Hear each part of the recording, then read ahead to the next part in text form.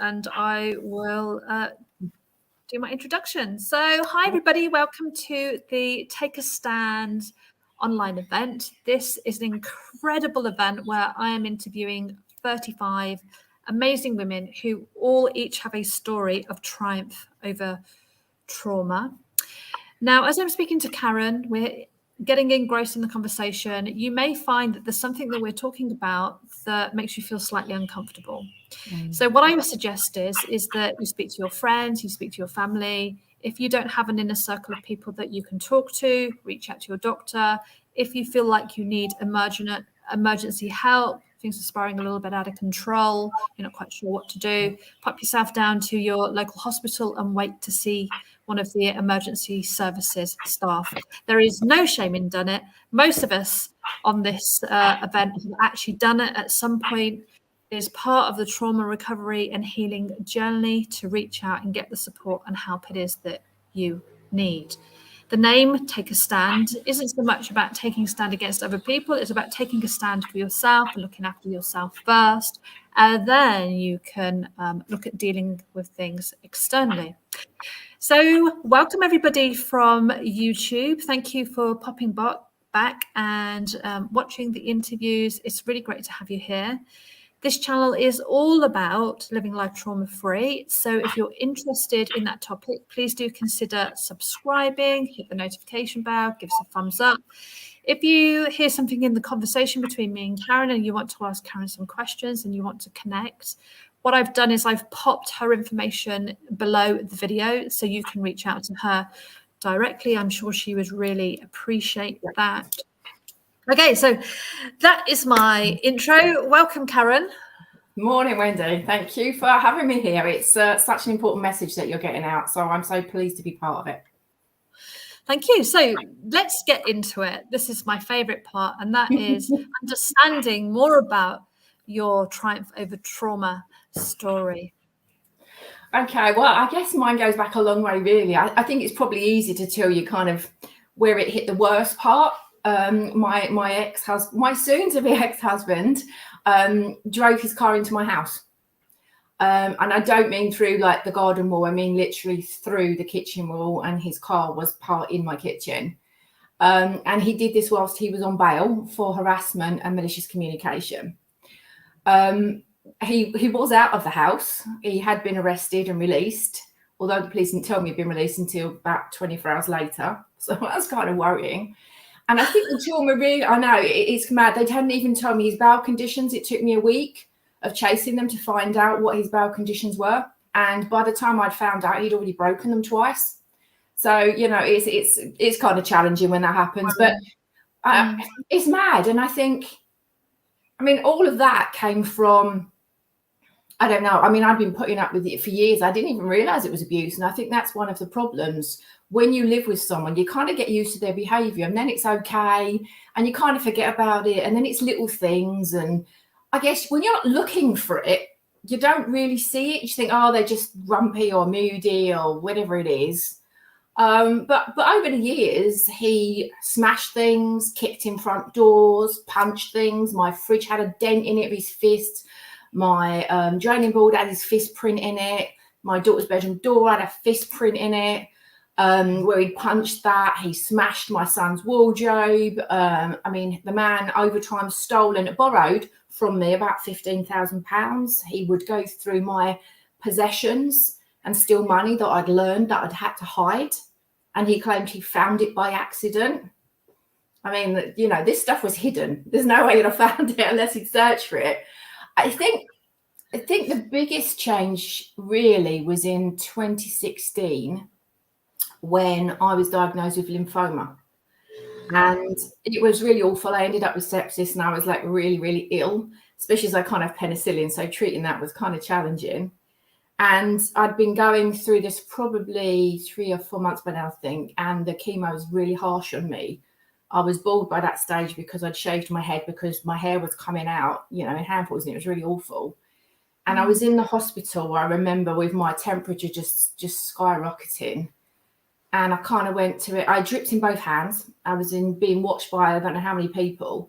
And I kind of went to, I don't want to do this anymore. Not meaning I wanted to die, but I just, you get to that point of, and he went, don't be so selfish, and walked out and just left.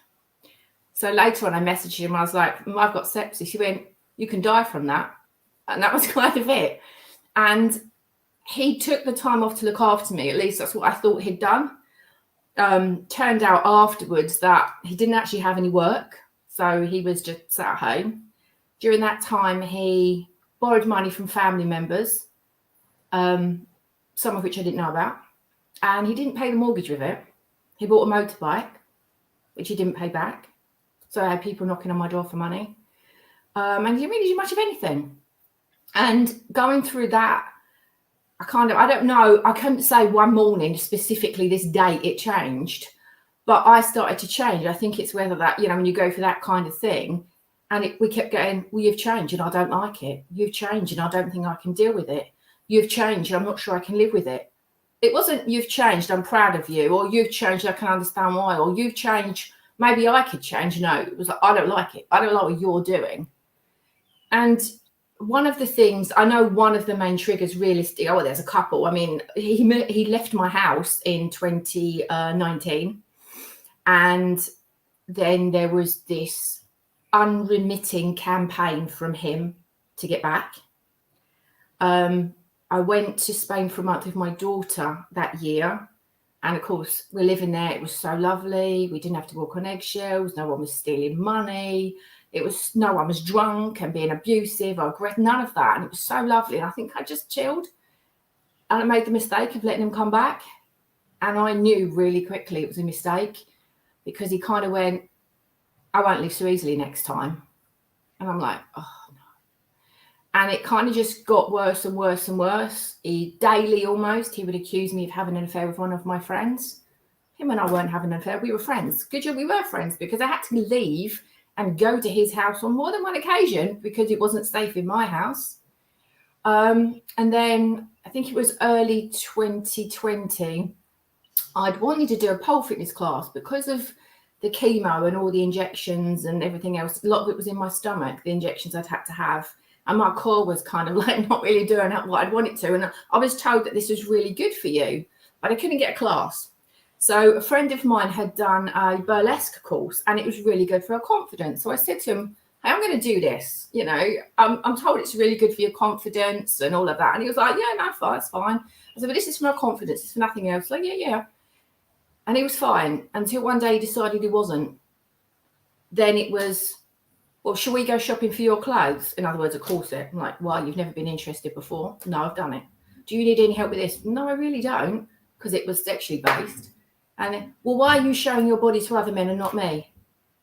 Because this is over. And then, he was messaging me. He was calling me. He was walking into my bedroom and out again. He likened me to a cheap stripper. He said he was going to tell people he knew that it was a pound a peep as far as he was concerned for me.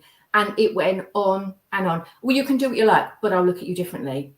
Well, you can do what you like, but it was always, you can do what you want, but I'm not going to like it if, and I'm not going to like it if, and I'm not going to like it if. And this just went on. And this is often interspersed with, I hope your cancer comes back and you die. I hope your cancer comes back and you've got no one to look after you. I'm going to kill myself and it's your fault. It's going to be on your... And this was kind of all going on at the same time. And it was just hellish, quite frankly. And it culminated at that moment.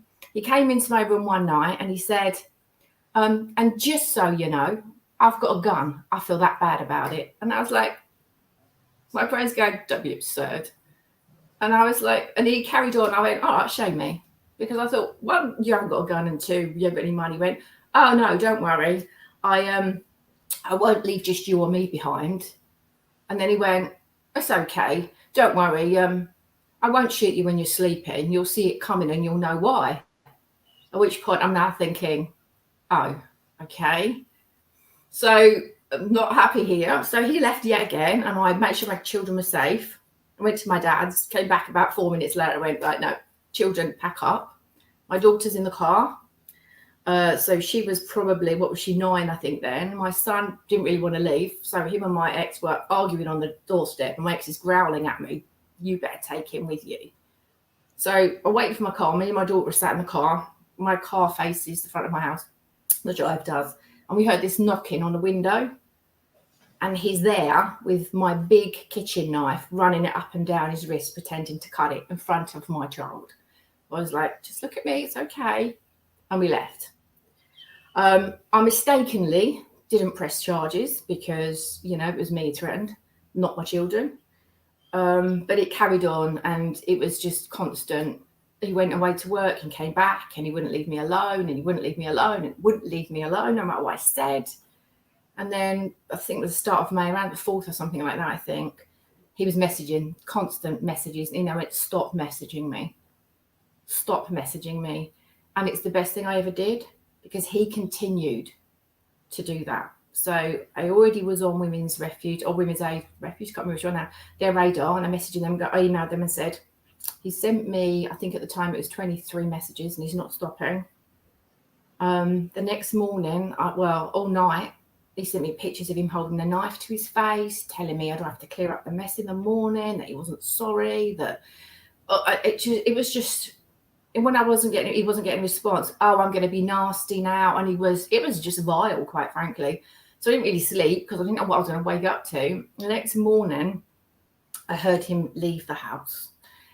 I heard him get in his car and drive. The minute he drove away, I looked to my door. I went in his room, I bagged up all of his stuff. I took down the bed he was sleeping in, and I called the police again. And they came out. And this time, I did it. I didn't have any choice. You know, it was malicious communication. It was scary. And people were like, it's only messages. Yeah, but it wasn't only messages. It was vile, nasty messages. It was constant messages. You couldn't get any respite from it. And you just couldn't. And I say the best thing I did was to not respond, because the police said to me, if you'd have responded, you're essentially going, it's okay for you to continue contacting me. I didn't know that. That was more by luck than judgment. So now I tell everyone, if you say no, you've got to mean no, don't respond. Otherwise, it's going to hurt it.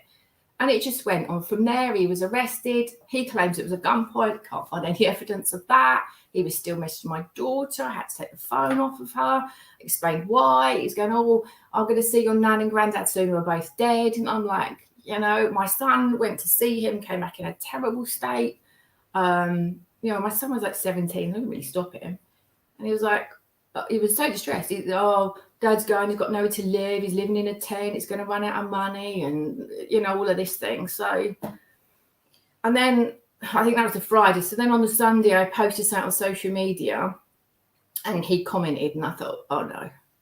And then I got this message from an unknown number. Sounded like a suicide message, although I didn't take it seriously particularly because, quite frankly, I'd lost track of the number of times he threatened. And he'd never done anything. He claimed he had, but literally, I don't think he ever did. Tried to find him because, I don't know why really. And I caught him. He phoned me up. I'm bleeding. I've done this and I've done that. And I was like, right, okay, I'll come. But I couldn't. He wasn't allowed near me, so I picked up I'm not very good at either. So I got my sister who's first aid trained. Saw him. He held up his arm. I mean, it was scratches. It was for effect. It wasn't real. And this kind of went on. He drove off and my niece saw him and we caught up with him. My son's at the house, going in the house. My niece was on her way to my house because my daughter was there. And he said to me, I caught up with him and I got out of the car and I went, I did swear at this point, so I'm not going to swear here. What do you think you're playing at? And he went, you've done this. You've caused this.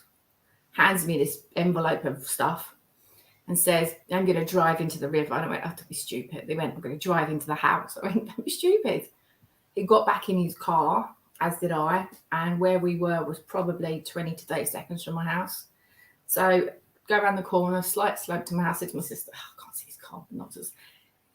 As I got to my house and pulled onto the driveway, his car was in my house and there were people everywhere. I remember jumping out the car. I discovered a bruise on my shoulder. Didn't know I'd got it, but I realised I jumped out of the car. Apparently I swore. I don't even remember. There was a police officer there. My sister's on the phone. My son's on the phone to the emergency services. My niece is in with my daughter. And I was just standing there in this kind of disaster zone of whatever. Got my daughter with my niece. And my sister went to my dad's, who luckily lives 2 or 3 minutes from me. My son got off the phone and ran because he couldn't deal with it. We got him out of our village to a friend's house. I'm friends with his friend's parents. They didn't know why he was coming. He just turned up. That's fine. Don't worry about it. And then we had a whole day of, I don't even know. I remember standing there at one point. One of my neighbours opposite me, lovely woman, she let us use her house. I remember standing in the road between the fire engine, the ambulance, police officers, and thinking, it was like standing in a disaster movie, and I felt so alone because I didn't know what to do. I didn't know who to talk to. You don't even know what's going on. I don't remember that whole day. There was people coming to have a look. I mean, at one stage, the first police officer no, not the first one, the second one spoke to me and said, oh, there's all these people out because they've heard a rumour there's a man running around with a knife, so they've all come out to have a look. I was like, I don't really, he just shook his head at me and went, I don't get it either. So he was arrested for, I think it was drink driving, dangerous driving, something like that. And then a detective arrived and went, yeah, I've also arrested him for attempted murder. And I was like, right, okay. He was unconscious when I saw him, but I don't know why. I don't know why I didn't go near him. I just didn't. I think I just stood there. I don't really know why. I remember at one stage trying to convince the people in the office to let me in. I don't know what I was going to say or what I was going to do. But by this stage, I'd learned he'd missed my niece by 2 inches and later said to her, you should be grateful I had. And that my daughter, if she'd have walked into the kitchen, I can't even go there. And yeah, and it was like, well, you can't go in your house. Your house, it might collapse. You can't go in your house. So suddenly we've got all this trauma and I've got no house. I mean, I had to go in with somebody just to pick up the basics. My whole kitchen was ruined. Lots of the stuff we used, everything was ruined. It was just pushed across. In fact, even now I still find glass. I can't, from the window, from the car, I can't get rid of it fully. And it went from there, and more statements and more this and more that and court appearances. Even when we went to court, the judge got his sums wrong and I had to go back 4 days later because the judge added it up wrong. I mean, luckily it got him an extra, 8 months, 4 months inside and 4 months on license. But nobody could tell me why. And there's me thinking, oh my God, what if they let him out sooner? And so, it's like you go through this trauma, but you don't even know what you've gone through because consciously you don't remember everything that's gone through it. And it wasn't really until I started writing about it and I was going, oh yeah, I remember that and that. And then my son's going, do you remember this? And I'm like, no, I don't remember everything over all of these years. And I think that's a problem often with trauma. People think it's like one thing. Well, that was traumatic. Well, you can deal with that. Well, yeah, well, we can do all sorts of trauma, really. But when it's over a period of years and it's not one thing, but you kind of become numb to it. So it's still affecting you, but it's not, but it really, really is. You don't see it for what it is. No, I think you don't see it for what it is. Exactly. And people sort of later said to me after they'd read my book, oh, I'd have left sooner. Oh, you must be a saint for staying that long. I'm like, hang on a minute. You have read what I've put in black and white in an easy to follow format. You weren't living that. You weren't worried about where you'd live, how you'd look after your children, what he would do. So you can't just say, well, I'd have done this because you can't know. You can't know what you're going to do until you're actually going through it. And even then, you still don't know what you're doing because most of us, people would say to me sort of at that time and later on, what do you think he's going to do? Well, how would I know what he's going to do? I'm not him. I don't have that mindset. It's not in my mind to do those things. I mean, even when we were in court, the judge praised me for my compassion for attempting to find him rather than just get him instantly arrested. And he said to him something along the lines of, every single thing you have done has been designed to make me distressed. It was quite simple. That's what he did. So my brain doesn't go there. I don't think daily, what's my gain? What's my benefit? How can I upset people? How can I distress people? So I don't know what he's going to do. I have no idea. And I think that's one of the things, people don't get it. And I think some people don't want to get it, Wendy. I think it's like, oh, that's too much for you to deal with. I don't want to think about it. I think people don't understand. I don't think people understand the drip, drip, drip, drip, drip effect of emotional abuse. It's really hard for people to, because it's so individual, it's so unique. Those buttons that are being pushed are yours, and you know what pushes your buttons doesn't push somebody else's buttons. But the person who's doing it to you knows that those buttons they're pushing are going to cause some form of put down, distress, make feel small, make feel less than. It's a gradual eating away of somebody. I don't think people understand that I can't say the word. You know, when you've got lots of things, that's lots of things together, layer upon layer upon layer upon layer upon layer upon layer of just, you know, stripping the essence of somebody away. And also when you're in the thick of it, you don't actually see it happening either. You don't actually recognize it for what it is. You don't recognize what's actually what's going on, because you're in it. You can't see it. You can see that something's wrong. You can see that it's not right.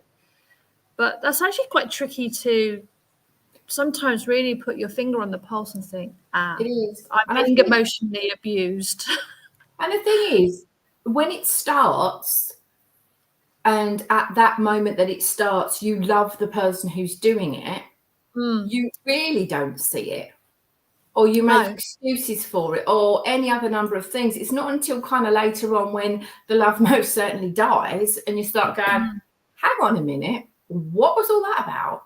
You know, if I'd have read it beforehand, it was when I started reading it was so obvious, because I wrote from the text message. It was so obvious. But I read that in one consistent way. I didn't have a few days of this and then some calm, and then it was okay, and then it was you didn't have any of that. It was literally kind of like a cold hard messages one after the other, and you think, wow, I really, and that was just 2 years worth, never mind the rest of it, because you're right, you don't see it. But even now I still come up against, people think domestic abuse at least is about you getting beaten. Someone said to me, at least he didn't hit you. At least he didn't hit you. I mean, okay, that might have been easier. Thank you. But it might have been easier in some respect, because if he hits you, or if someone hits you, you know you've been hit. Whereas somebody who is emotionally abusing you, it doesn't register the same way. And yet I think it is just me, my personal opinion, I think the emotional abuse is much worse and much more damaging than somebody hitting you. It can be, because you can explain, people can understand. You don't get this judgment from people about, like you just said, oh, at least he didn't hit you. I mean, that's just reinforcing your experience of trauma and abuse, and it not being acknowledged, and it not being seen as abuse, which is part of the bigger picture. Part of the issue in society is that people aren't recognizing what abuse is, and they're just thinking that it's acceptable to be treated that way, and it's not. No, it's not. I mean, I've even spoken to women since who've been told, well, he's your husband, so you just got to make the best of it. No. You know, you're like, what? No, so just no, that just doesn't work. I'm sorry. There is no excuse. Oh, it's because of this. Oh, it's because of that. I appreciate that. But that's still no right to take it out on you in any way, shape or form. If and you are children. A grown adult, go get help. Simple. Yeah, and your children. Yeah, exactly. He was threatening all three of you. I mean, I had to stand between him and my son on more than one occasion, and then I'd get a lot of grief from him for standing up for my son. I'm like, it's my son. What do you think I'm going to do? You're not getting in my son. And to be fair, it's one of the reasons. It's really awful, because part of the reason I stayed is because I thought, I didn't think I had anywhere to go, and I didn't think I could cope financially. Trust me, I have. It's been hard, but I have. But then I feel bad because I didn't take my children out of it. And I think that's a quandary often. And I think you're worried then. I remember saying to his sister once, she's like, Karen, no one's going to take your children from you. And it's those things. And well, you should have left and looked after your children. But at that moment in time, I thought I was doing the right thing by staying because of my children. And there isn't an easy way there. There's not one solution. And I definitely think from the work I've done since, the people I've spoken to since, and the research, one of the things that often, I'm going to say women because I'm a woman, it was my experience rather than anybody else, one of the reasons women stay as long as they do is financial. Because do you think that's because there's some people are so manipulative around making you dependent on them because they're so manipulative in terms of what they say? I think partly for me, in my experience at least, I went through, I earned good money, but I was constantly having to mop up his debt. He'd constantly spend all his and then try to spend mine. I had to take off my credit card. I had to take off my bank accounts. I nearly lost my house because he didn't pay the mortgage. He was one of these. If he spent his, he thought he would have the right to spend mine. But because I had children, I wasn't working full time. And I think sometimes that's the issue. I know lots of women work and lots of them work full-time, but lots of them work part-time because of their children. So financially, they are going to struggle to manage if the other person goes, particularly if they do contribute. I mean, by the end, he was barely contributing anything at all anyway. But that's one of the reasons people stay, because they're like, well, I can't afford. So all your option is you take your children from a home and you go live with them in a B&B or something with whoever else, and you're like, people are like, well, it's better than that. Yeah, but then how do I know they're safe there? Am I just taking them from one nightmare to another?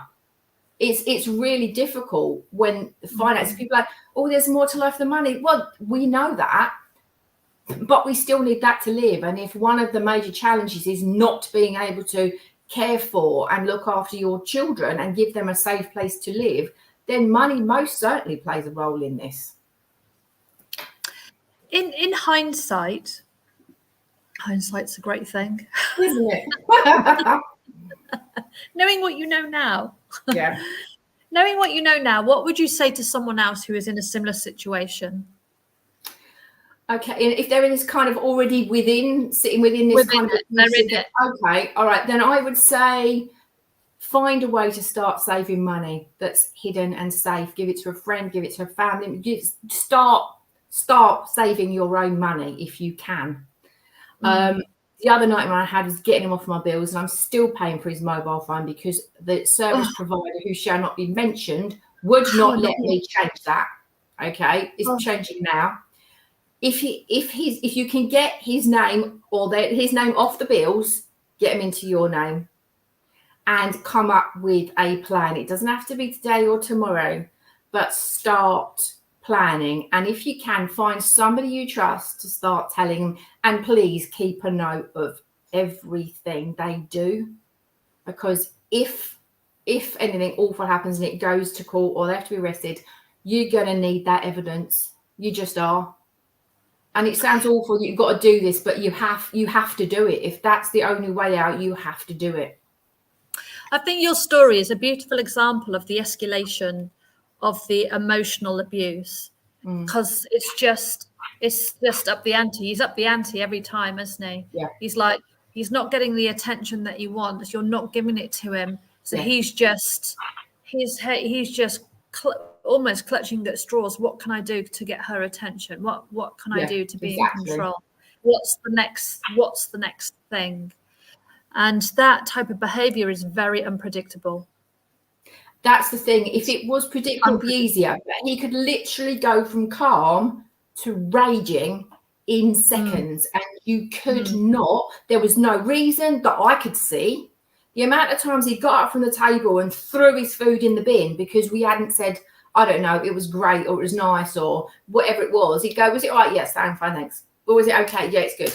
And he'd go on and on and on and on. And if you didn't kind of like go, yay, it was great, he'd get up and he'd throw it in the bin. You're like, I don't even know where that came from, And it was that was the problem, the unpredictability of his behaviour. And it didn't help that he drank every single day, single day. Which adds to that. Start saving your money and take a note of everything that is going on. And start a plan of when you're going to leave and find somebody, anybody, whoever it might be, somebody you trust, to who knows something. You don't have to give them all the details, but see if you can find somebody safe who you can discuss this with. You know, I've got something on my phone which I put on after he came out of prison that I don't even have to use it really. I just push the buttons and 3 of my son and 2 of my friends get notified if I'm in danger. Oh, that's brilliant. Never heard of that. I've got an Android. I will give the details later. I've got an Android, and one of my friends told me, so I know the iPhones do it, but this one you can set it up, and not only that, it will take a snapshot of recording and video, and it will show them where you are. Wow. So that you don't actually have to dial anything. You know how to use the phone and do it. Yeah. So the part thinks it's awful. I've got alarms on my windows. I've got a personal alarm. I've got exclusion zones around the entire village where I live, around my daughter's school, around where I work. I don't want to live like this. I don't want to live like this. But I don't know the alternative. Because even now, you found the other day he had gone on my friend's social media and looked at some of her stuff. No good reason to be doing that unless he was trying to find me. So even now, the Lord won't tell me where he is. I don't need his address, but they won't tell me where he is at all. He can know where I am. I'm not allowed to know where he is, so I can't avoid areas. So I have to live like this where he can do what he likes. That's the problem. One of them, anyway. Yeah. One of the many. But as I said, I think it's a really great example of the escalation of the emotional abuse. And each time it's just ratcheted up a bit more until you're like completely. So every time I ignored him, he upped the game. Yeah. It's like that. He'd lost all. Eventually, he just completely lost control.